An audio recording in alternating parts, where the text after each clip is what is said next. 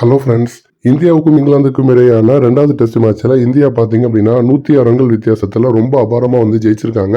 அதுலேயும் அஸ்வினோட சுழல் தாக்கு பிடிக்க முடியாமல் இங்கிலாந்து வீரர்கள் அடுத்தடுத்து அவுட் ஆகிருப்பாங்க.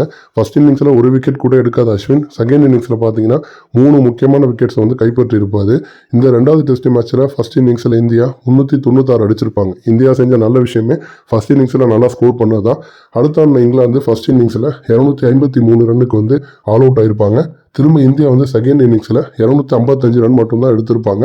இங்கிலாந்து செகண்ட் இன்னிங்ஸில் 292க்கு ஆல் அவுட் ஆயிருப்பாங்க. ஃபர்ஸ்ட் இன்னிங்ஸை விட இங்கிலாந்து செகண்ட் இன்னிங்ஸில் ஓரளவு நல்லாவே ஆடி இருப்பாங்க. செகண்ட் இன்னிங்ஸில் பார்த்தீங்கன்னா அஸ்வின் 3 விக்கெட்ஸ் கைப்பற்றி இருப்பார். ஃபர்ஸ்ட் இன்னிங்ஸில் ஒரு விக்கெட் கூட அஸ்வினால் எடுக்க முடியல.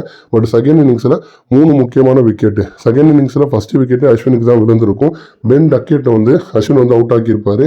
அடுத்து ஓலி போப், இவர் தான் ஃபர்ஸ்ட் டெஸ்ட்டில் இந்தியா தோற்பதற்கு முக்கியமான காரணம். இவரையும் அஸ்வின் அவுட் ஆக்கியிருப்பார்.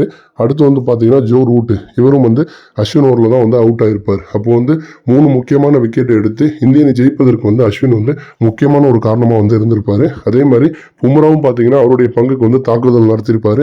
செகண்ட் இன்னிங்ஸில் பும்ரா 3 விக்கெட்ஸ் கைப்பற்றி இருப்பார்.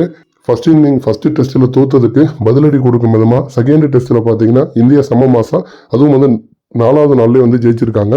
நன்றி.